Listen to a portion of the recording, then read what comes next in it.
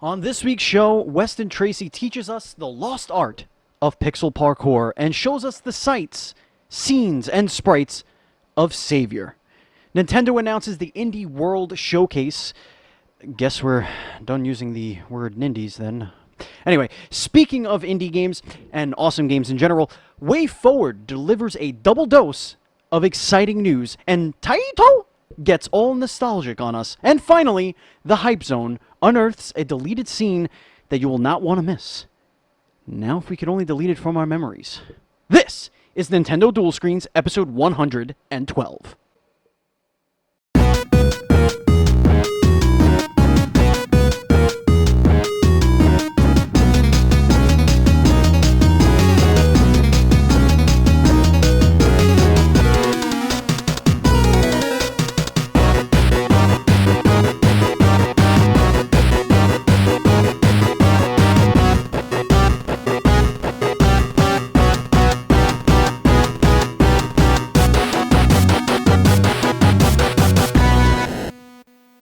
Hello, everybody. Welcome to Nintendo Dual Screens, episode 112 for the week of August 19th, 2019, sponsored by MeltedPins.com. I am one of your hosts, Stephen Fontana, and with me, as always, each and every week, he is Andy Asimakis. How are you, Andy? Stephen, the intro is like a bit of faith on my part. Like, I put faith that you will crush it every week. It's always a cold reading from you. Yes. But to know that you will say Taito when I write the word Taito there, again, no instruction needed. You just knew. I mean, I didn't do the exact, like, Taito, like how they, whatever. I think you but I got it. Starting with the, oh shit. I knew the word. This is what Andy's intention is for the intro. and you nailed it, dude. It's just so good. Nailed it. So good. And that laughter is Weston. How are you, man? Hey guys, glad to be here. Thanks for having me. Yeah, man, thanks for joining us. It was kind of a pain in the butt this weekend getting together just because of stuff that I have going on here. But tune in to the post show if you want to hear about that, folks. But that's not what we're here for. We're here to talk about video games, do all that fun stuff. So for those of you who are new to Nintendo Dual Screens podcast, just like Weston is, this is an interview show where Andy and I bring on an industry guest to talk about indies and Nintendo's past, present, and future. Remember, Nintendo Dual Screens posts each and every Monday for your listening pleasure on your podcast service of choice, including YouTube, iHeartRadio, and Spotify. And of course, you can get every episode from episode 100 and on dualscreens.com. Please consider subscribing and leaving us a review on Apple Podcasts. It helps the show's visualness tremendously. And we actually have... That's the right word. That's the one. Why wouldn't you do that? Exactly. That sounds great. That's what I'm saying. And we actually have a new review that we got last week, and I am going to read it as I promised that I will read 5-star reviews. And here it is. This is from Peter Schmeling. The caption, the subject is one of the best podcasts ever. 2 exclamation points, 5 stars. If you like Nintendo and indie games, then this is the podcast for you. Steven and Andy are great, and their interviews with indie developers are fantastic. To top it off, Retro Game Club might be my favorite part of any podcast I listen to. Keep up the good work, guys. Thank you very much, Peter. You know what? Awesome. That makes me so happy to hear that you're enjoying it, because it makes it all worth it. So, yes. It was really great. It was awesome to see that, because like we've been asking for weeks and weeks and weeks. Guys, just get it. If you're listening on Apple, go in there and review. It helps us. It helps with the algorithm, I guess, like getting you on the front page. Sure. And stuff, so. And listen, guys, no joke. Anything you put down there, we'll read it on the air. We will. So we will. Go nuts. And it just makes you feel better about yourself. Absolutely. It really does. Leave a nice It really review does. for a great podcast. Exactly. Exactly. And if you're gonna tell us something that that isn't nice, we may read that too. But don't. Oh, we will. Oh yeah. Oh, we will. That's not. You guys are sending mixed messages here. You could also support us on Patreon if you go to patreon.com/NDS podcast, just like our Patreon producer, the demigod himself, Alex Gonzalez. Congratulations on reaching demigod status, Alex, in Mortal Kombat 11. I know you're working real hard on that, so congratulations. Remember, we can't continue to grow without your support. And if you like what we do here at NDS Podcast, the best way to support us is to share this with your friends and family on social media and spread the word. All right, before we get into the lead story, which is all about you, Weston. Whoa. And it's all about Savior. Finger game right at me. That's right. No pressure. Before we get into that, You're in the hot seat, but no pressure. right.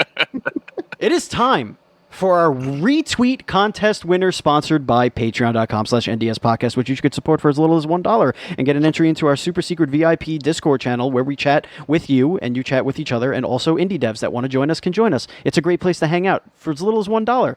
But we hit our $200 a month tier, so now we are giving away a game each and every week.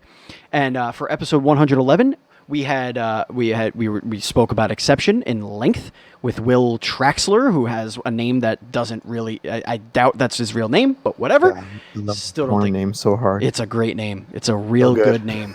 So the prize is Exception for the Nintendo Switch Entertainment System, and the winner is, and I swear I did not rig this, put it in the there was only 7 entries, and 2 of them were the developer, so not giving their own game to them.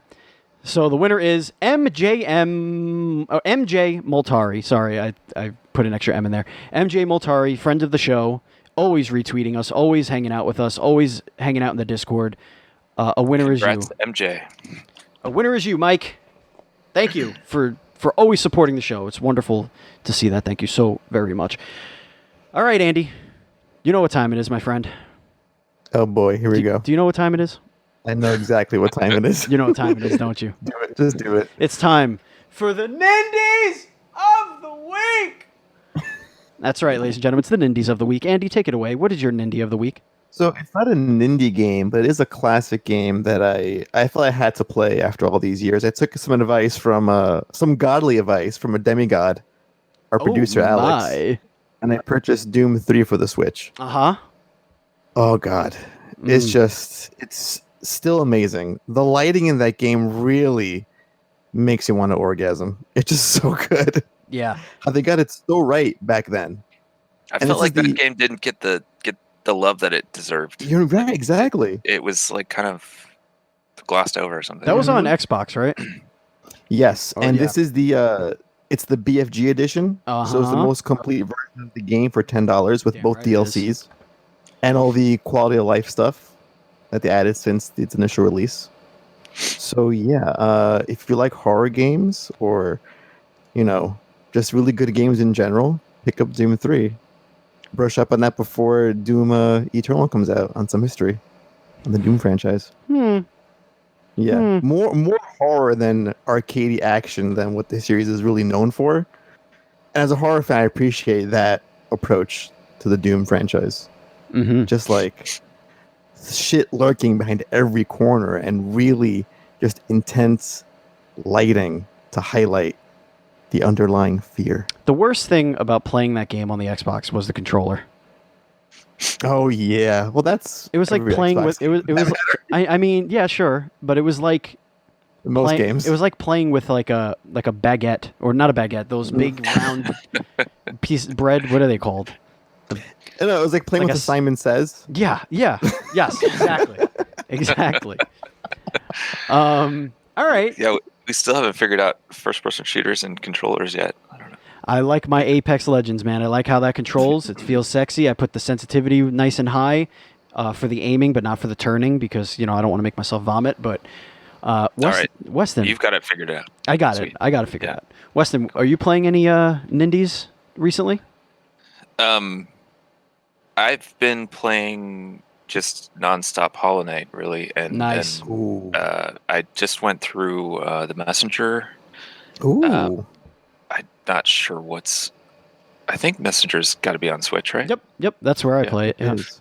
Yeah, I play it on my computer just because I'm lazy, but I basically just play games that are relevant to what I'm working on. Sure. I try to. Well, every once in a while, I accidentally play some StarCraft too. But yeah. Well, if you like the Messenger, check out episode 110 of this podcast. That's true. We did a dive with Thierry Boulanger. Oh, nice. The creative director of the Messenger, and that was quite a fun episode. That's a beautiful, beautiful game. Yeah. Good stuff. Okay.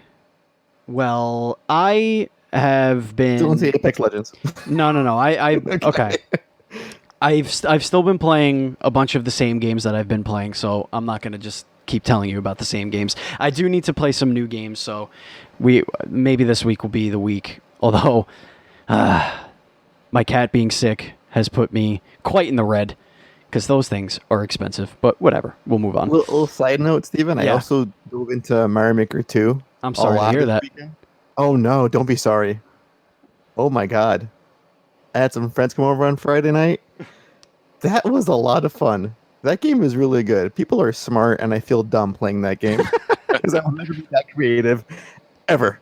Is that a good party game? Like, does it take a while to put together a level? Or? Because you can play the course levels that are fan submissions, fan courses, and just play short and sweet, like 30-second levels, and just take turns with your friends.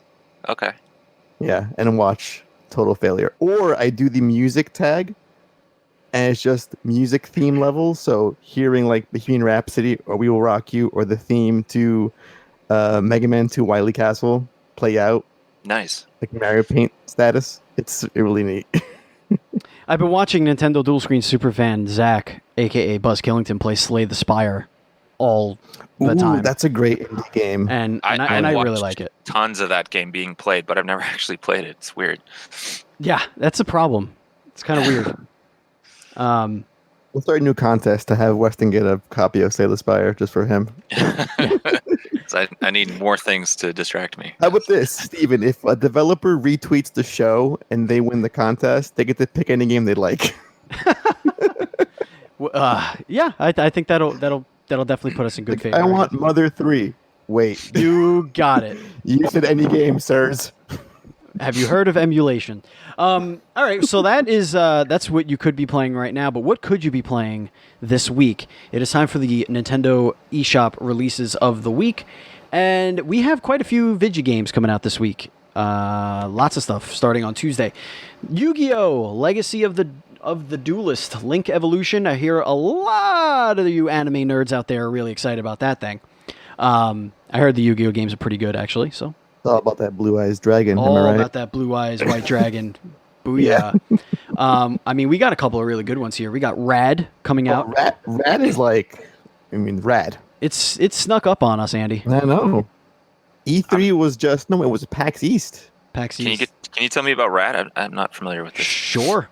So Rad is a sort of like an action RPG where you find these mutations and your powers change based on the different mutations that you find, and the different combinations and permutations are seemingly endless. And you're kind of just going around, you're fighting these monsters, you're gaining all these powers and kind of just exploring. I don't know I don't know what the story is per se, but I know that it plays a lot with different power sets and different combinations of powers.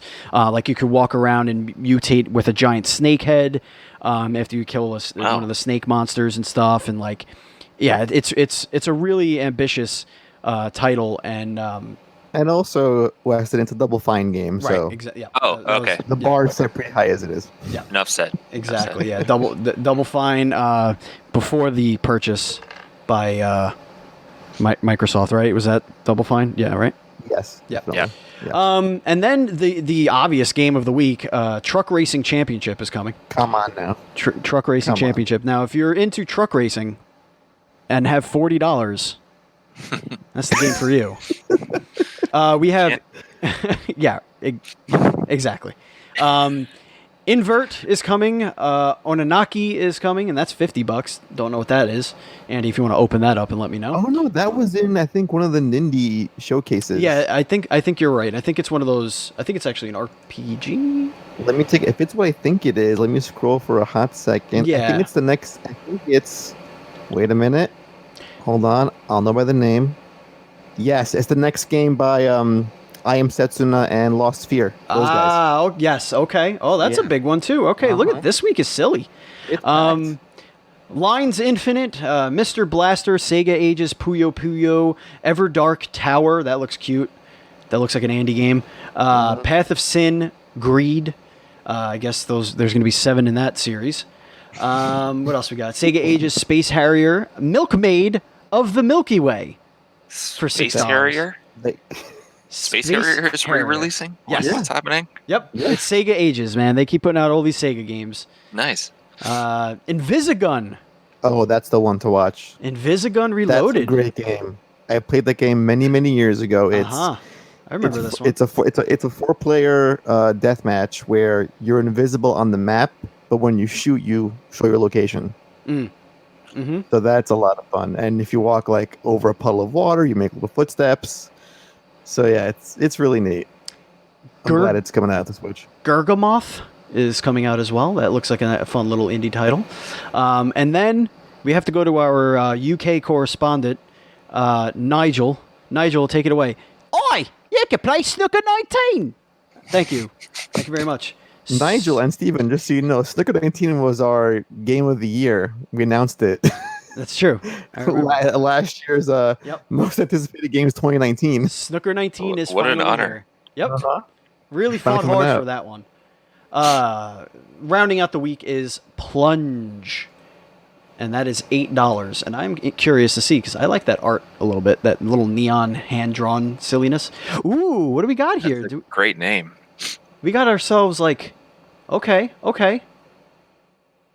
Unique. I'm noticing also Steven Rad is $19 or $20 rather. Yes, $20. Yep. Pretty freaking cheap. Plunge is a puzzle roguelike. Interesting. Looks like a tactics like game with a card mechanic. That's not what I was expecting. You know what nobody was expecting? I'll tell you what nobody was expecting. Savior, when that Kickstarter thing showed up on our timeline. It didn't show up yet. Well, I was calling for the future. I was trying. Okay. Now, wait, then how did I see a trailer for that? Yeah, there was a trailer, but there's no Kickstarter as of yet. Well, as of yet. Wait, when does this go live? Monday, tomorrow. All right. Okay. Yeah, we're not going to be there yet. All right, then that's. But I appreciate the jump forward. He's really enthused. He's super jazzed. Well, I'm going to make sure all his money. I'm going to make sure if you're not allowed to say that that's going to happen. If it's it's going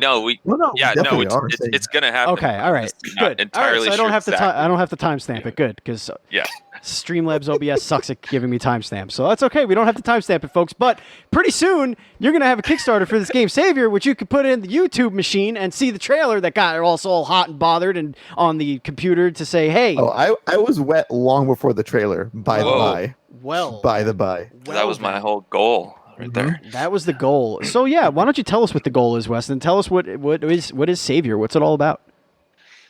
So I once upon a time I played Metroid, and then decided I wanted to make a game, and then I spent 20 years in the game industry trying to learn how to do that, and now we're making it, and it's me and a couple friends and a couple people that came out of the woodwork to help out, and it's a game that's centered on kind of realistic-ish combat and crazy parkour, and there are dragons and robots and crazy cult that's trying to beat you down, and there's always a crazy cult, isn't there? There's always a crazy underground cult. cities, yeah.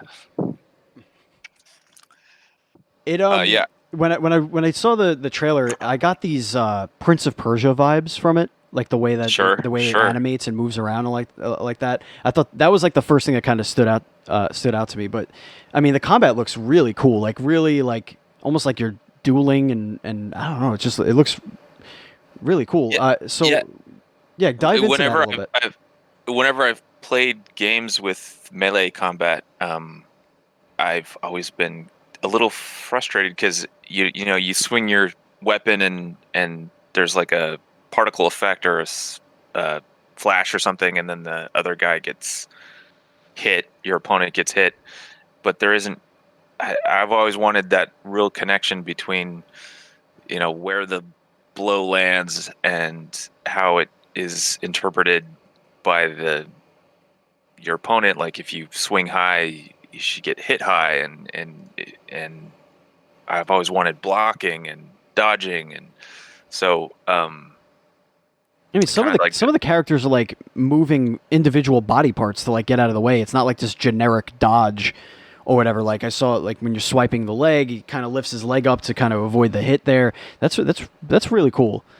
Yeah, so we basically broke it down to three slots, so you can hit high, medium, or low, and so every opponent you encounter will have those dodges. So if you swing low and it dodges, then it'll do a very specific dodge, and there'll be a pretty, not quite pixel perfect, but pretty close. So that visceral feeling of having your weapon swing through or connect, hopefully will be pretty potent. Yeah, because my first observation was like, wait a minute, this can't be real. That's been a common this can't be real. response. It looks a little scripted, but then you realize that, holy shit, this is legit, and it's happening. Yeah, one thing that people are confused by or suspicious of is just how fast the combat is. And that's, we achieve that by having patterns that you can learn. So eventually what your opponent's going to do, so you can avoid it, lightning and quick. And so we can have these exchanges of blows and dodges and blocks, and that can happen at like a Matrix fight speed, ideally. So how do you avoid when you get used to enemy patterns? How do you avoid it being just like a repetitive situation where you're going in, clear these guys, whatever, it's done? Do you have like a ton of different enemy variations where you're always learning a new enemy pattern? So the patterns they're not static. They're based on what you do. So if you input exactly the same thing, then you're going to get exactly the same response. But if you mix it up, then you have to remember, okay, I swing low, so he's going to attack high now, that kind of stuff. So you do have to be there, present. You can't phone it in, really. But it is possible to, and easier and easier to kind of cut through these guys. I want to make the progression is real tough at first, but then as you learn patterns and as you progress, I want you to be able to cut through these guys pretty quickly, just based on your own memory and skill. Making the Dark Souls of parkour games over here. Oh boy, like to me, I'm hearing. Yeah, I didn't want to have like the super strikes that Dark Souls has, where the mini bosses will one hit you, but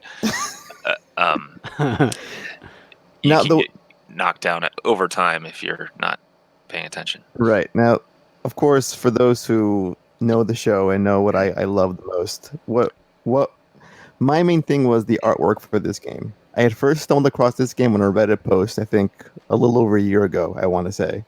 And I was like, bookmark, because the pixel art is some of the cleanest looking sprite work. And it's so detailed. Thank you. And it doesn't rely on 3D particle effects or lighting to make it more detailed. It's inherently just super intensely detailed. How much work goes into that? Because if you watch the trailer, guys, it's insane what this character can do and what the world looks like. So what does that workflow look to get to this level of like amazeballs? Yeah, it's a stupid amount of work. Mostly because, I come out of, I'm an environment artist mostly. I don't have a huge animation background, so there was a lot of trial and error to kind of get things feeling right. We've since brought on another animator who can burn through this stuff a lot faster. But it makes it a lot easier that the character's 32 pixels high, so there's not a lot to work with. Like, you can knock out a frame real quick, and then you can try and get things smooth. The iterative process is pretty quick, just because there's only so many pixels there. But it does take a long time to get everything feeling right. at what point is the game in development now? Is it because you're going to Kickstarter very shortly? Yeah, we're honestly. just coming out of pre-production, so we like have all the designs done and we have the quest lists fleshed out, and we have kind of the visual style pretty well established, and each zone is pretty well established. Right, so we kind of have the groundwork done, but we need funding and time to flesh it out and add variety and just content. Can you talk about the size of your team? I know you mentioned a couple of members of a team. So can you give us like the scale of how many people are working on this thing? Yeah. So I'm the only one that's full time, and then we've got a handful of guys who are part time to varying degrees. There's another artist, Robert Borth, who I worked with at Sierra and LucasArts, and he is master at everything. I don't know. I haven't found a thing that he's not good at. So he's been helping out a ton with concept art and production art and animation. He built like the 3D frame for the dragon. Oh god, that dragon scene. That we so he built the frame and animated it, and then I drew the pixel art over it. And then we've got Dan Edelman, who's a big Nintendo guy, and he's doing the biz dev for us and making sure we don't shoot ourselves in the foot too much. That guy was like huge with getting indie games on Nintendo platforms. Yeah. Like games like Cave Story, World of Goo, like Shovel that's a really big get for you guys. Yeah, we're pretty amazed that he wanted to take us on. You've seen your game, right? Yeah, like seriously, anybody who passes on helping, yeah, no, that game, your game looks incredible. Thank you. Yeah, I can't really stress how much it's influenced by Nintendo, like the golden age of Nintendo. I don't know actually when that was, because I think it just kind of continues forever. But I grew up on the NES and the SNES and yeah, I mean Metroid was huge. It's a huge influence on this game, and it was just basically decided my career path in 4th grade. Is it going to be like a typical Metroidvania where it's like a massive map with interconnecting sections where you get new abilities and you can unlock other portions? What's the game structure going to look like ultimately? Yeah, it's going to be very much like that. There are some other elements that we're throwing in to sort of augment that framework, but we wanted to start with something that was tried and true, so we're not trying to reinvent the wheel. But yeah, there'll be double jump and wall climbing and some of the tropes of so we're unlocking the parkour. Yeah. Nice. You can't start with full parkour. You gotta start with quarter parkour. As we learned on The Office. Yes. Right. Parkour. I don't know if avoid the dumpsters. Yeah, avoid dumpsters and refrigerator boxes. Yeah. I don't know if the listeners can hear, but my other cat, the one that's not sick, just like jumped on my lap and has been. I don't know how loud she's purring or like knocking into the mic, so I do apologize to listeners if you hear that, but we'll continue our discussion here. Talk about weapons. Talk about or is this do you stick with the same weapon, or do you pick up different weapons as you go? Are they part of the progression system? Can you go a little bit about that? Yeah. So you start off without anything, and but you quickly get a staff, which is your primary weapon, and you can use that for melee combat and for jumping long jumps, and you can use it as a boomerang, sort of as multi-purpose as we can get it. And then you'll be able to pick up a bow. There's an archer in the trailer, but you can grab his weapon and use it yourself. And then there's a I think there's also in the trailers the Power Glove. I don't think. Oh yeah, I did see that for a split second. Yeah. Yeah. Well, you have to play with power. Yeah, I don't know if we can actually call it that, but that will give you Power mittens. super abilities in the combat arena. I sense a partnership happening here. I sense a Nintendo exclusive skin for the Power Glove or the Power Mitten. I mean, while we're on that topic, you guys are pushing for a Switch release, so that's got to be a goal at some point. So, it's going to be one of the stretch goals in our upcoming Kickstarter. PS4 release is also on the list, and I haven't decided whether an Xbox release is on there. Yeah, no one cares about that shit. Nah, nobody has one. We've had so many people ask for Switch, and like maybe a tenth as many people ask for PS4, and I don't think anybody has asked for Xbox. You hear that, Buzz? You hear that, super fan Zach? Nobody wants damn Xbox in your Game Pass. You shouldn't have said that. Just let it sit there. Just let it sit there. Just let it sit there. Yeah, I guess so. Let it fester. Let me just burn some bridges here. Yeah, burn them. Burn them. Yeah. So what led you to the Kickstarter situation? I know you mentioned that you needed that little push over the edge. We've had tons of guests on the show that went through the Kickstarter path. Some did not. Some got picked up by different people or companies, Digerati and whatnot. So what made you go down the Kickstarter path? Was it something that was always part of your plan, or are you just familiar with it? Is it just the thing to do now? Can you go? I mean, I started working on this game I started sketching things out 4 years ago.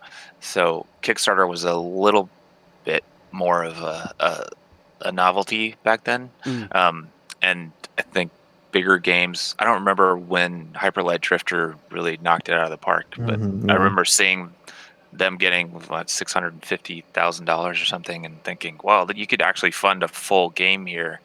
And then some. So I think that was part of it. And then I come off a partnership with a programmer. So I'm an artist and I don't know how to program. So I'd partnered with a friend of mine who was a great programmer, but I was really reliant on him to, get the project going and find funding and all that. And at some point, he burnt out because we were taking forever to get anywhere. And so my thinking was, if I could take something to Kickstarter that was like art based, then I wouldn't have to rely on somebody else, and I could get the funding and then make the game. Luckily, my friend Sam came along, and he's a great programmer too, and he really wanted to do this project. So we were able to build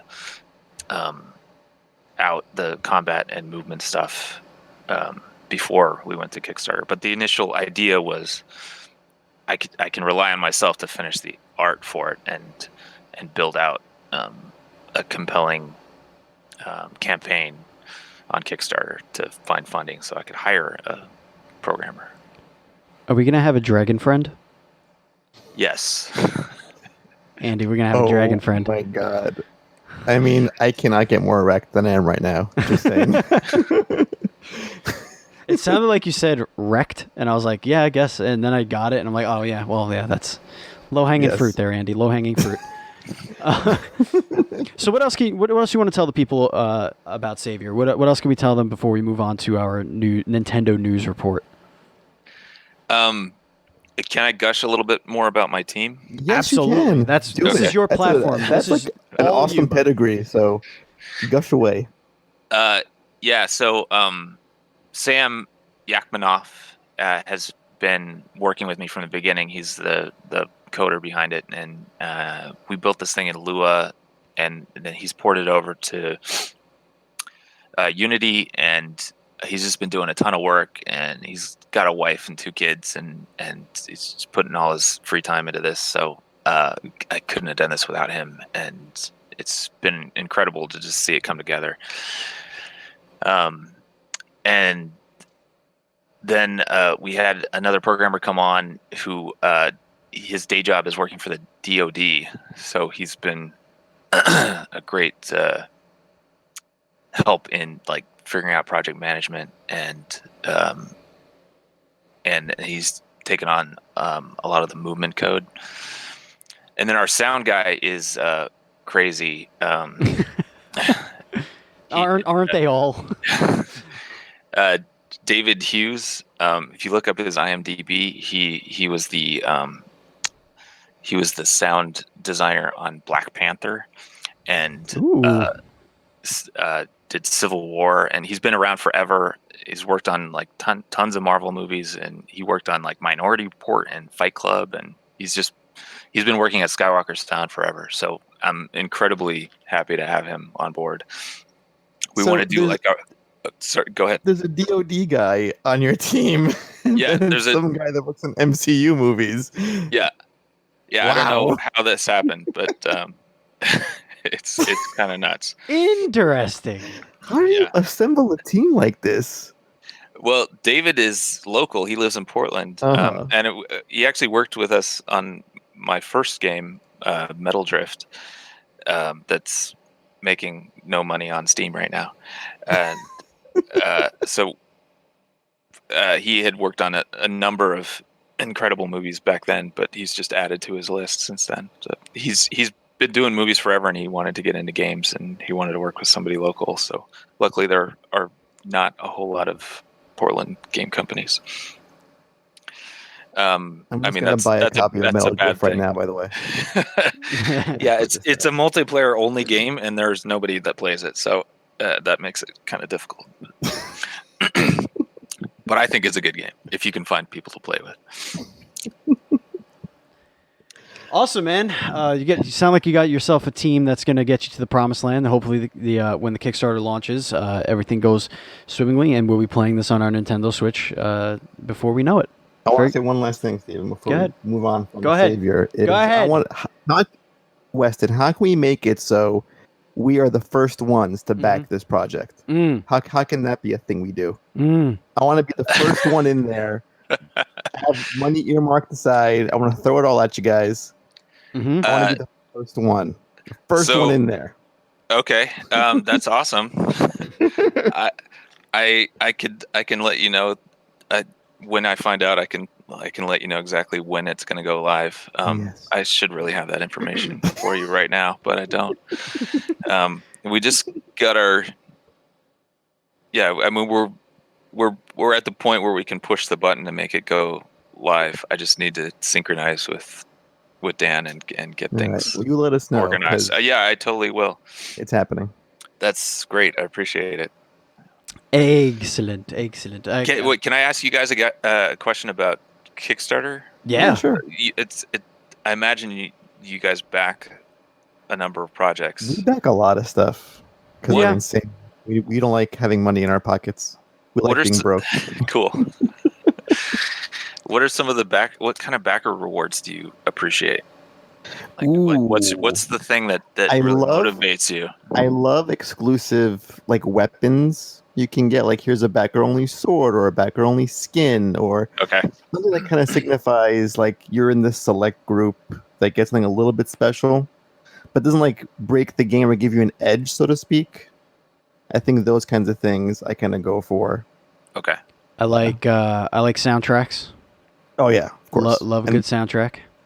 Yeah, our musician who I suspiciously forgot to mention, Benedict Nichols. He's the guy who did the music for the trailer, which I thought turned out really well. He took a bunch of passes at it, and it worked out well. Yeah, so, we're definitely going to have a soundtrack available.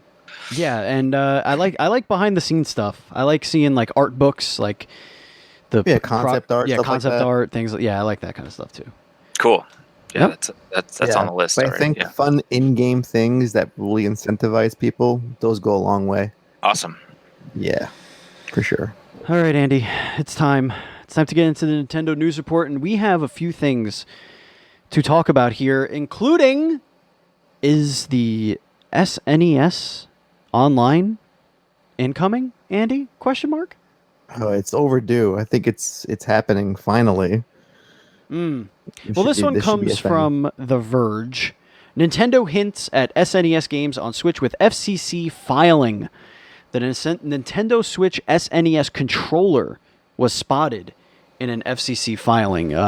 This comes from the article, as I said, by Tom Warren. Nintendo appears to be preparing to launch SNES wireless controllers for the Switch in an FCC filing spotted by forum posters on Reset Era. Photos of the new SNES controller have been marked as confidential until next year. Whoopsie! However, a label relocation reveals that there could be ZL and ZR buttons at the top, or this section could form part of the Joy-Con docking rail to attach them to a Switch. So either this is going to be an attachment to the Switch, it could be they could be like, hey, 8-bit dough, stop making controllers. Thanks. Listen, stop trying to milk me for my money at this point. It's already all going to Weston as it is. Yeah, true. You're too sweet. Just give me the games. Just put the games in the library before it's too late. Because I feel with the online service, they're releasing 2 games a month, or even more spread out than that, I feel. And it's a cheap service, yes, but where's the incentive to actually invest in the online service? Except for the games that require online play, where the online service like Smash and what have you. And even that is abysmal. That whole experience is just abysmal. So listen, you're doling out subpar NES games. Like there's always like one good, one like almost mediocre game. Yeah. And the SNES is like a really good catalog of software. You know what it is? So you know what it's like, just move Andy? On to that already. You know what it's like, Andy? It's like when you went to a mom and pop video store and they were like, staff's picks. But like the staff is just like a 54-year-old dude. It's like, you're not playing games. You don't know what you're putting up there. Yeah, but you should totally play Bible Adventures. It's the best game of the year. Totally get that. For Jesus. The FCC filing reveals very little other information apart from the fact that the SNES controller will naturally include Bluetooth support for the wireless connection to the Switch, and it has a 525 mAh internal battery and a USB port. So your standard fare, all the shit you need. What would your first pick be, Weston, if they launched SNES games on the Switch? What would your first game, your must-have game be? Oh, can I? Yeah, my choices are going to be super obvious. Like, I mean, that's not Super Metroid. Link to the Past. Okay, yeah, there it is. There it is. Yeah. There it is. Yeah. Oh yeah. Oh, that's such a good one. I don't know. I don't know what my answer would be for that. I feel like a lot of the games I grew up with came in some form of collection recently. You know? I mean, All-Stars is a good choice, I feel. Yeah, of course. Yeah. That won't happen, though. They'll put them out one game at a time over the course of 12 months. They're the worst. I played the hell out of Street Fighter 2 on the SNES. Yeah. Yeah. That'd be good. Throw some real slow Hadoukens. But then that would deter you from buying the Capcom version, their re-release on the Switch. So for the one they've released for the 4th time on the Switch. Right. Yeah, you don't want that. I would be down for the JRPGs. That would be nice to see. Some of those classic beat 'em ups. Final Fight. Yep. Speaking of beat 'em up, Steven. Yeah. I'm gonna beat you up. Well, of course. WayForward. Yep. Gave us some news this week. They did. I know. They gave us a lot of news. Twice news. Yeah. So River City Girls, a game which was announced fairly recently. That game is everywhere. I love that. Yeah. That looks great. It's out September 5th. It's right around the corner. I can't wait.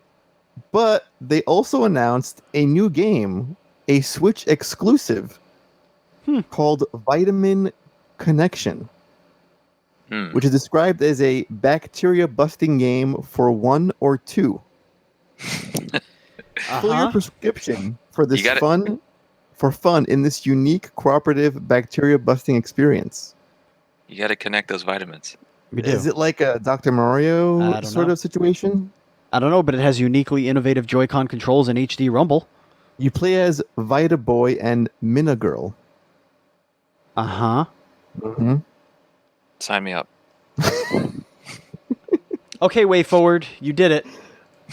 You somehow got Vitamin Connection spoken about on the show, so thank you for that. We also have Bubble Bobble 4. Yes. What the Where did hell? this come from? How did I miss the 2 intervening bubble bobbles? Well, I don't think they were numbered, right? They had like subtitles, the other ones. I don't know, because I feel I'm in the same boat as Weston here. Like my entire experience with Ball Bobble is Ball Bobble for NES, and then it goes to Bust a Move, which is not a Ball Bobble game. It's just an arcade game. It's an arcade puzzle game. Yeah. So I was like, oh, cool, 4. Where the fuck is 2 and 3? Is Bust a Move canonical Bubble Bobble? Is that part of the Bubble Bobble universe? I mean, I'm sure it might as well be. I'm sure it's their version of what Mario Kart is, or I guess Dr. Mario. I thought Bust a Move was a dance game. Am I totally... Bust a Groove. Bust a Groove. Oh, okay, yeah. Well, I could see it. I could see it. Oh, man, that's like missed opportunity. A Bust a Move DLC for Bust a Groove, playing as Bub and Bob, busting grooves. Nice. We're in the wrong. This is so weird. I feel like we're not even the wrong industry. I really feel like we're in the wrong timeline. I feel like something happened. Yeah. After more than 10 years, Nintendo Switch players, which that doesn't make sense. More than 10 years, Nintendo Switch players can look forward to a sequel to the cult 80s game series Bubble Bobble by Taito. The new Bubble Bobble 4 Friends was developed by the original Taito Corporation. So this is the OG family right here making this game. This is crazy. This is a precursor to the movie, right? There's going to be has to be, right? Starring Adam Sandler. Bubble universe. Yeah, it's got to be. And David Spade. Yeah. The Indies are incoming, Andy. But this time they're called Indies and not Nindies. And it's really weird, and I'm confused, and I don't know what's happening in the world of Nintendo. I don't know why they're rebranding. They had a beautiful name for indie games on Switch. Nindies. Yeah, correct. Simple, effective, genius. Right. And now they announced this Indie World Showcase about indie games coming to the Switch. If there was only a word for that. Right. If only there was a patented, trademarked word that Nintendo uses for its independently developed video games. Can't figure it out. Yeah. This will be a, 20-minute or 40-minute presentation that's 20 minutes happen. It says it is 20 minutes. It is happening the day you're listening to this. This goes live 1 hour before it, so maybe we'll do a little bonus episode depending. So watch our Twitter feed. Yeah. As we try to coax future guests onto the show. Right. Just like with Weston here. You guys should totally do it. It's awesome. Yeah, do the thing. We have testimonials. We have plenty of devs that said we're okay. We're in the middle there. Yeah. Yeah, we're good. Rad. Hey, listen. One of our quotes is "not cringy," which is the best. That's the best praise we could ever get. That's pretty hard to achieve these days. Yeah. You guys weren't cringy. Thank you so much. Yeah. Thanks for not being cringy. Andy, that's the Nintendo News Report. Those are the 4 stories we decided to talk about this week. But that's not the most important story because it is time to get into the Hype Zone. But before we do, we got to talk to you about melted pins. Oh, our sponsor. Yeah, we're like professional now. We have a sponsor. Yeah, where's that whole thing? Wow. I don't know. That's what happens when you're accomplished in life. People sponsor you and they put their career on the line by attaching this podcast name to it. It's true. It happens. So this week's sponsor is Melted Pins. Melted Pins is a fantastic website of really cool, unique, and original tattoo art inspired pins, buttons, and other merchandise. You get a little print of Sassy Shark, which is a shark head on sexy little legs. It's very cute and it's very disturbing, and I love it. Anyway, totally not Nightmare Fuel. Yeah, not Nightmare Fuel at all. Artist Kelsey Lynn has done art for various podcasts and websites all over, including ours. Has done some art for us on our streams, twitch.tv/dual screen streams. Get in there and go do the thing. You could check out these awesome designs and buy your own by going to meltedpins.com and using the checkout code NDS That's NDS Melted. And you get 10% off of your total purchase. You could follow Melted Pins on all social media at, you guessed it, Melted Pins. And that's meltedpins.com, promo code NDS Melted. And I got my first pin when I backed Kelsey Lynn on Kickstarter when she was starting her little business here. And it's the nap time pin. And I'm going to show you in the camera. I know, listener, you're not seeing this, but that's the cool little pin on the little backing board here. Let's see if I take it off. Andy, I don't know if you've seen it before. Actually, I'm not going to take it off because it's real stiff. I don't watch your face while we record. Nice. It's a little skeleton hand closing a coffin, and it's got a nice little banner. It says nap time. It's very cool. So yeah, meltedpins.com. Checkout code NDS. There's some cool stuff on this. Yeah, she's real unique. Yeah. Awesome. So yeah, check it out. And now it is time to enter the hype zone. Andy, take it away. Now, Steven, before we get into this, we had a lot of runners in this for the hype zone this week. Mm-hmm. We had Pokemon Go was entering the Pokemon Championship. So, to me, I feel like should abandon. I mean, esports should just be about Pokemon Go. That's the first thing. Yeah, I don't really understand how any of that works, but listen, I think whatever. any and all fighting games should be just tossed in the trash, and we should just play Pokemon Go exclusively for things like Evo and what have you. Mm-hmm. The other thing was Animal Crossing not having cloud saves. Who needs them? Nobody. I mean, if you lose 800 hours of hard work, it's your own damn fault, not Nintendo's. True. Nintendo's. And who cares that we have, 18 different iterations of the Switch happening now. No. Oh, by the way, this was before we continue on the hype zone, there was a little bit of news that I think we should share with our friends here. Nintendo Switchcraft, Bill, he was a guest of ours many months ago. He did a little investigating and found out that if you purchased your current Nintendo Switch, if it is the old model, if you purchased it after July 17th, Nintendo will upgrade you to the new model for free. And all the stores are honoring this. So what I'm hearing is it's time to falsify some receipts. Exactly. That's what I'm hearing. That's what I'm hearing. You didn't hear it here, but yes, that is a thing. So if you did purchase it and then you were like, well, now they announced the thing and now I'm mad that I bought the old one, you could, if you have your receipt, you can exchange it for the new one with the longer battery life. Save all your data to a memory card on your computer, do the thing, data transfer, all that fun stuff. Anyway, back into the hype zone. Sorry, I forgot about that. No, that's fine. So those are our two runners up for the hype zone, right. But there was a clear winner in this. There was. Easily. Gentlemen, we have unearthed deleted footage from the be-all, end-all of video game adaptations, the Super Mario Brothers movie. And it leaves so many unanswered questions. Right. And it really highlights how much of a gem this film really was. Right. What we have here is I think a 3-minute clip of the Mario Brothers, and it confirmed the name Mario. It did, yeah.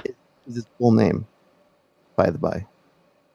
And they come across a rival plumbing company, which I think could easily have set the stage for a Wario and Waluigi type scenario. Yeah, weird that they didn't go that route, but whatever.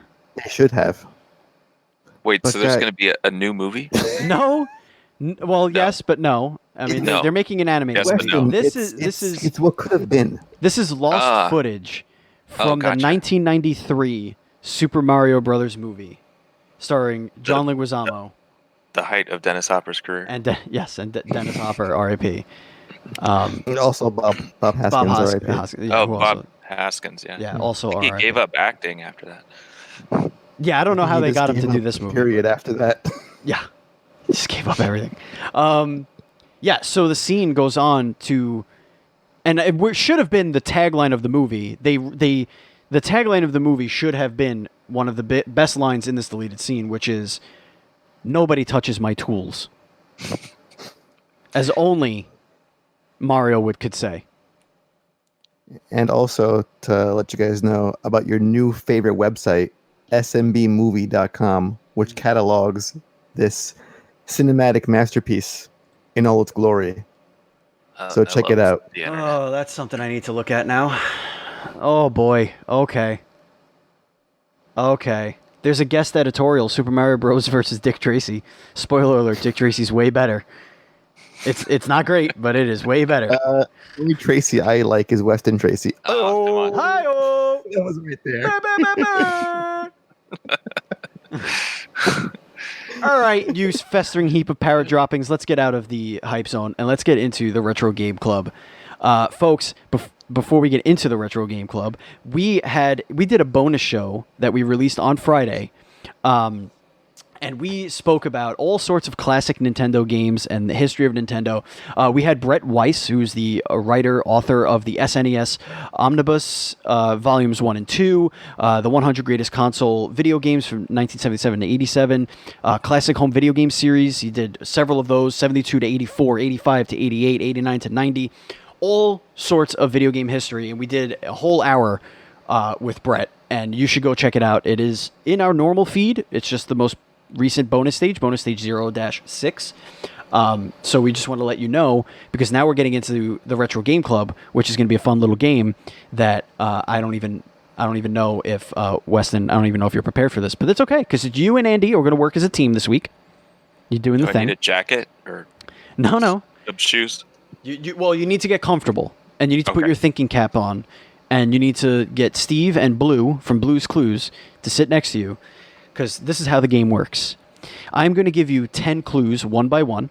After each clue, you can either pass to get the next clue, or you can render a guess. It's you and Andy working as a team, so you could speak amongst yourselves or whatever. You're trying to figure out what retro Nintendo video game I am giving you clues for, and it goes from the GameCube and back in the history of Nintendo.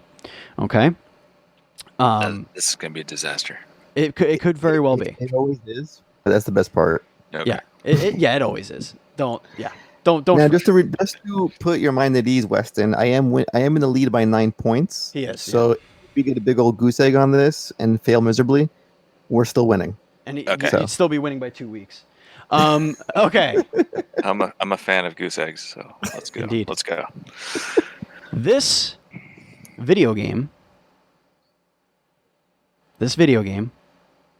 has both single player and multiplayer, and the multiplayer supports up to 4 players. Okay, that could be a lot of games. GoldenEye.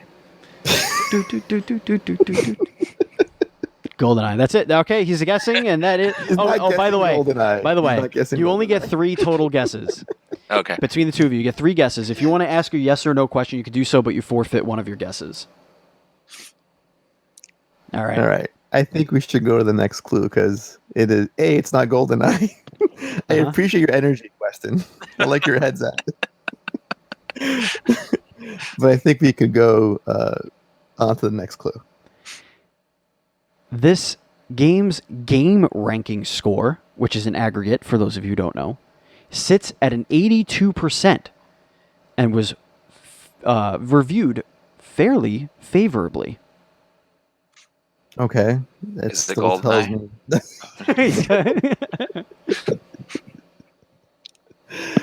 I mean, it still could be GoldenEye.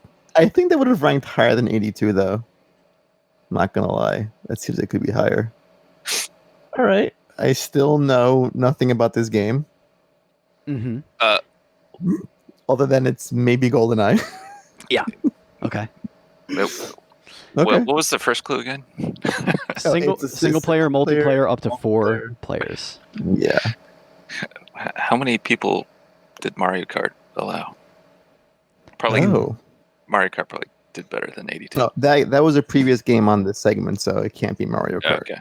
All right. Mario Kart 64 or Mario Kart? I don't know. Okay. F-Zero. Is that? I think that only did 2. Oh, okay. I think. Thanks for the help. This game is part of a series, and this game was responsible, or not responsible. This game changed some of the gameplay mechanics of the games before it in its series. So it's definitely not GoldenEye. Wow, are we sure about that? I think there was only one GoldenEye. Golden face, golden mouth, gold finger, golden mouth,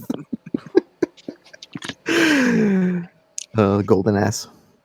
Well, Mario Kart. Wait, we can't do that. Well, Mario Kart. This sounds like it came later in the franchise. He said it changed up some of the mechanics. Correct, Steven? Yes. Is that what you're saying there? Yes.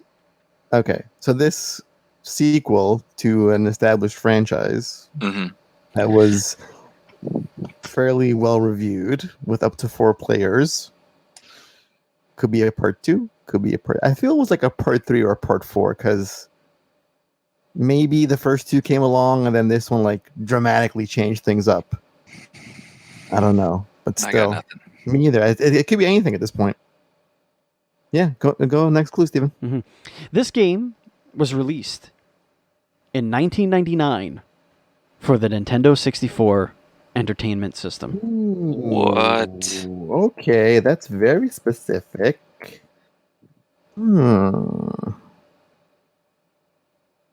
Alrighty. I have no idea when things were released. That's going to be a problem. All right. 99. Let's see what came out in 99. Let's think here. Get on the Google machine. Are we allowed to use the Google? We're not. But Andy cheats. He's a cheater. My Blue's Clue Steve name is Google. See, the issue for me is, Weston, I was a PS1 boy at this time. So are you allowed to reveal that? Yeah, I totally can. On your Nintendo show? Yeah. Oh, God. Listen, fans of the show know that this game openly embraces Sony and actively shits on Microsoft. That's how things are here. I didn't understand the dynamics. Oh, and thank you for proving that, by the way, earlier, that none of your fans have asked for an Xbox version of your game. I can't help what the fans ask for. I'm just reporting the fans are smart. The fans are smart. All right, Steven. I think yes. I think we need some more information here. Okay, this is your next clue here. Okay. Silver and gold. Silver and gold. Ooh. Also known as silver and gold. Silver and gold. Yeah, is it the Rudolph the Red-Nosed Reindeer? That is. That was from there, yes. Yeah. Was there a game that came out based on that in 99? Oh, no, please don't let that throw you off. I just like singing that song. That's a wonderful song. Oh, man. Don't know. I really don't know what this could... Silver and gold. Like, my mind goes Pokemon, but that's not the answer. I don't think so, because there was no Pokemon games for Super Nintendo. Silver and gold. Yeah. I feel like we're back to GoldenEye because.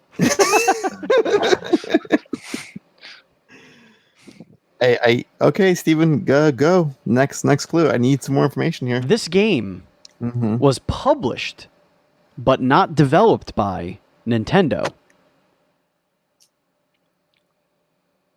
Okay, so third-party developer. But Nintendo published it.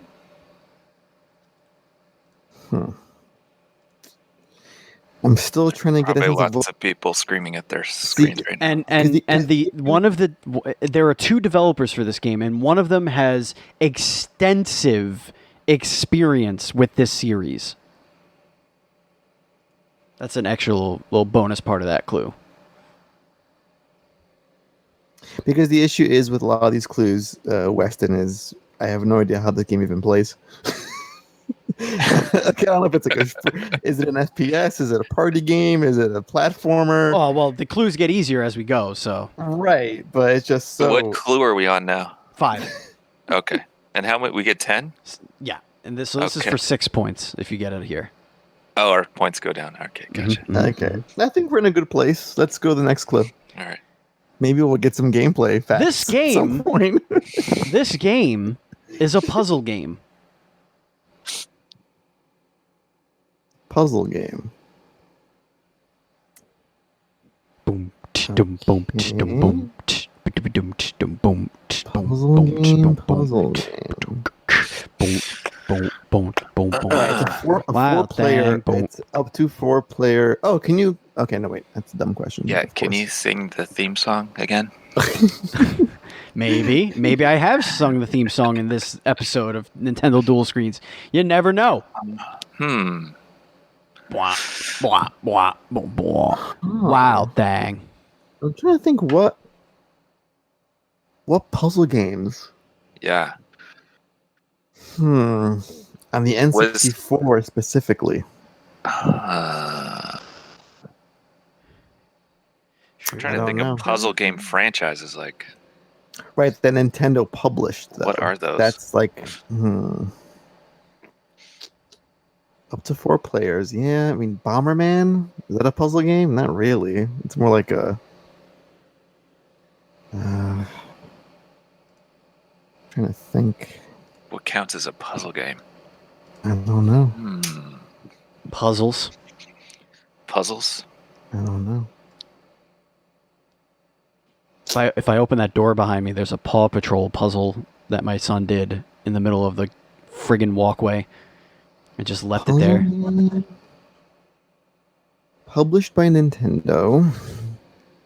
And that's good on the list of puzzle games that were on Nintendo systems. Tetris, obviously. Silver and gold Tetris. Silver and gold. Silver and gold.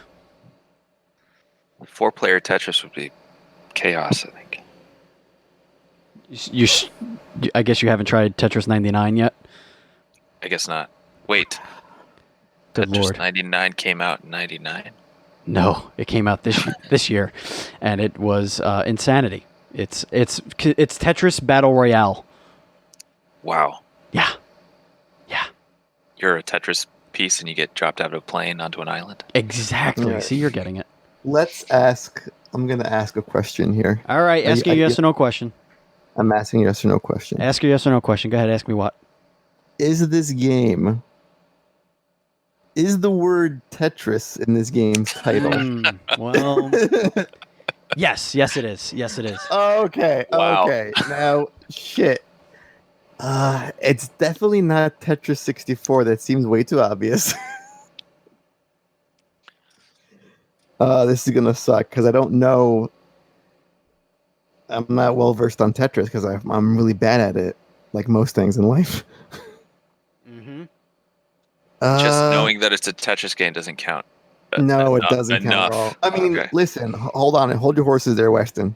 I've been so gracious in the past to give Steven half points for being close to the right answer. So, it's a Tetris game, yes. I think that much we are good with, but I know it's not called Tetris 64. That's not a thing. Are we sure about that? Oh, what was Tetris Worlds on? Was that N64? I have no idea. I'm going through a list of Tetris games in my head. All right, I'm giving you the next clue because you asked a yes or no question. Okay, yeah, go ahead. The naming convention for this game fits right in with Nintendo's MO. It's Tetris: A Link to the Past. The name of this game fits Tetris right in Electric with the naming conventions of Nintendo, especially recent Nintendo. Naming conventions. Wait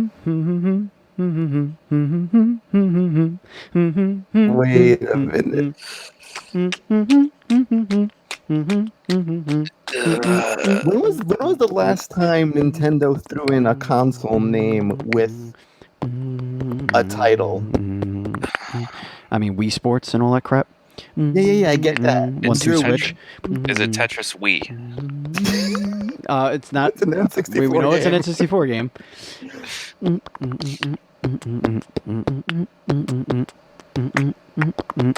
1, 2 Switch.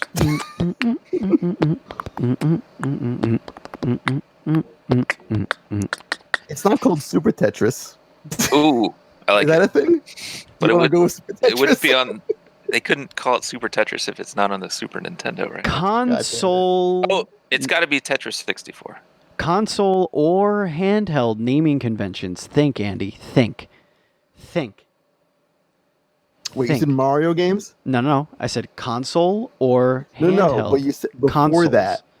I didn't say anything about Mario. You said naming conventions. Yes, Nintendo's naming conventions. Yeah, then you said specifically Mario games. No, Did you did not. No. I said specifically consoles, not games. Okay. Although they have done it for games too. One of them being Mario. Because I was thinking like, what franchise gets like the console? Because I'm thinking of patterns, right? Like you think Mario Kart 64. All right, give me a guess. Let's go. God. All right, I'm gonna say Tetris 64. Incorrect. Damn it! Next clue. We get 3 guesses. Yeah, we still have. Did GoldenEye count as a guess? No, it didn't. We have one more guess because we asked the yes or no question, and we guessed wrong right now. So go to the next clue, Steven. This game was responsible for rule changes in the Tetris World Championship because of its square Tetris and flexible wall kick rules. Although What? the rule, yeah, this game had spin moves. This is the first one to get the spin moves involved and its unique silver and gold mechanic, which I mentioned earlier. Yeah, I don't fucking know what that means. Okay. I'm so stuck on the naming thing. I know it's Tetris. Tetris is in there. That's correct. Can we just take our half point and go Think home? about it. Think about it, Andy. Think about it. Point go home. Think about the handheld systems. Go through them. Go through them all. Is it Tetris DS? Go through the Tetrises. Go. Do it. I mean the consoles. Okay, well The there was handhelds. Game Boy, Keep going. the Game Boy Color, Keep going. Game Boy Advance, Keep going. Game Boy Keep Advance going. SP, Game Boy Micro. Okay, whatever, keep then going. There was the Nintendo DS. Nintendo 3DS. The DS Lite.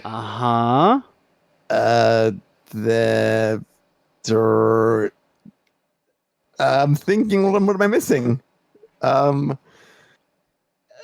Excel? I went to go buy a 3DS, what would I be Right. buying? You're buying a 3DS. Am I? Right. Is that what's on the shelves right now? Just the 3DS Or and a is the 2DS? 3D Wait a minute. You're joking, right? No, You're fucking joking right I'm now. not. Okay. I'm wagering a guess. Okay. Weston, do you have faith in me? A you lot putting more faith faith in- in you than I have in me. Okay. Sure. Is this game called New Tetris? I'm going to give it to you. It is the new Tetris. Oh, Yes. the New Tetris. It is the Wow. new Tetris. For the Nintendo 64 Entertainment System. That's correct. Developed by H2O Entertainment and Blue Planet Software. Blue Planet Software, of course, developed a million Tetris games in their day, including Super Tetris 2, Super Tetris 3, Tetris for Game Boy, Tetris Battle Gaiden, Tetris Party, Tetris Plus, Tetris S, Tetris Stars, Tetris Zone, the new Tetris. Yeah, they made some Tetris games. So what you're saying is it's I would have. GoldenEye. Was there a crossover at some point? GoldenEye Tetris crossover? Probably, yeah. So they had these this was the game where they, instead of just making lines, you can make squares. You can make blocks. And depending on, I don't know, like how you make the block, they would either be silver or gold. And then that would give you like a multiplier to your line clears. It was weird. It was a very weird game. Sounds like blasphemy. But you know how you could like hang on and like just let a little piece kind of like kick off the wall if it's all the way up against the wall and you don't know what you want to do with it yet? That was from this game. And also, they would show you the next 3 pieces in this game. And you could, of course, store one of them. But yeah, the new Tetris. Wow. Didn't stick. Didn't hang on. None of those mechanics, aside from the T-spinning, really hung on. But I digress. Remember, folks, if you want to, we are going to listen. Get over the game you picked. Come on, last week I chose Bubsy. Yeah, Weston. You did. Okay, I wouldn't have gotten that either. Yeah, that game sucks. Well, can I ask what drove you to choose the new Tetris? Oh yeah, that's a good question. I was just I was looking for a well-known franchise, but a game that isn't so well known in that franchise. Okay, that makes sense. Kind of what I was going. I chose my Achilles heel, which is puzzle games and a Tetris game. Ah, I see. I didn't know that was your kryptonite. I don't like Tetris in any way. I'm just so bad at it. Now you like it even less. I do. Remember, folks, Nintendo Dual Screens Podcast is part of the Proven Gamer Podcast Network, which includes Trophy Horse, a PlayStation podcast, and Game Stuff, a general games discussion podcast, and, of course, PG Spoilers, a listener-generated podcast that they host right there on Proven Gamer, and spoil movies and cartoons and video games and all sorts of fun stuff. So head over to provengamer.com and subscribe if you want to listen to some new podcasts. You can follow our show on social media. We are at NDS Podcast on both Twitter and Instagram. I am at Batchild27. Andy is at PantsGuy. And you can join our Facebook group at facebook.com/groups/NDS Podcast. Weston, where can everybody find you on social media? I am on Facebook, Facebook.com/Starsoft, I think. Sweet Nectar. Also on Twitter, Weston PDX. And we're going to have a Kickstarter that's coming out here in an undetermined amount of time. So probably a week. Yeah, stay tuned. Follow them on Twitter. Stay tuned. I'm sure they'll be blasting it all over the place. And so will we. Indeed. So keep your eyes open for Savior. And remember, yes, if you want to kickstart the game, if you see it and you're like, man, I want to kickstart that, but you don't want to pay for it, retweet this episode, and Andy and I will pay for your Kickstarter backing. Whatever tier gets you a copy of the game, we will do that for you. All you have to do is retweet this episode from our Twitter. Our Twitter is at NDS Podcast. We're going to post this episode tomorrow at around 1 p.m. That's when the tweet will go out. You get in there, you retweet it, you like it, you do all that fun stuff, and boom! You could win a Kickstarter backing of, and that's how confident we are that this is going to get backed. It's not just going to be like, hey, you win a prize and then the prize never happens. This thing's getting backed. Don't you worry about it. Don't you worry. Thanks for the confidence. You know what's a good stretch goal? I just thought right now, Weston, for your game, for your campaign, featuring 2 idiot podcast hosts as a optional boss fight. That could be a really fun stretch goal for your game. Just saying. I think most people look for that when they back Kickstarter campaigns. All right. My 2 cents. What tier should that be at? The only tier. $300,000 stretch goal. Okay. You guys are not cheap. No, we're not. Our likeness costs money. Let's be serious. We have representation. Value yourself. That's great. Absolutely. Remember, folks, go to dualscreens.com to read our new reviews and our pieces and all that fun stuff. You could download every podcast there as well. And follow us on twitch.tv/dualscreenstreams. That's dual with an E, like fighting, like everything else we do, Nintendo Dual Screens.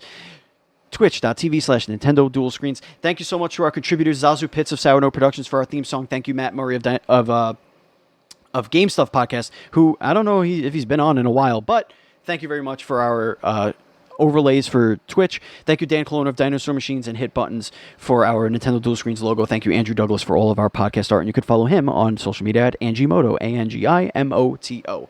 Remember, if you want to listen to the show's pre, end, or post-show, when we have time to really sit down and record, we try and record at least 45 to an hour extra minutes and whatnot for you. You could do so by going to patreon.com/NDS podcast and support us at the appropriate tier.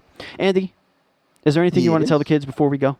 Well, I could give a little snippet into next week's show and our guest. I could do that. Yeah, let's do that. If you want me to. We may have Night Dive Studios on the show. We've been going back and forth trying to get a time locked in to record, and I think given there's like PAX West stuff coming up pretty soon, I think in 2 weeks. Mm-hmm. So we can hopefully get this done sometime this week, and I think given their entire oeuvre in the games industry and their body of work, it might be a full deep dive into their entire company and what they've done, what they're working on, System Shock, Turok remasters, all that great stuff. So hopefully that falls into place. If not, very cool. We'll find some guy on the street and bring him on the show. Heard that. Be ready, Weston. Weston, thank you so much for joining us. It was an absolute pleasure hanging out with you. This was so much fun. Thanks, man. Yeah. We appreciate it, and we're going to keep a very close eye on Savior, and we wish you nothing but good luck and the best, and we hope to have you on when the game does officially release. Thank you so much. Yeah, I'd love to come back. Absolutely. That's it, folks. This has been Nintendo Dual Screens episode 112 for the week of August 19th, 2019, and as always, please be excellent to each other. Thank you so much, folks, for listening to this episode of Nintendo Dual Screens on YouTube.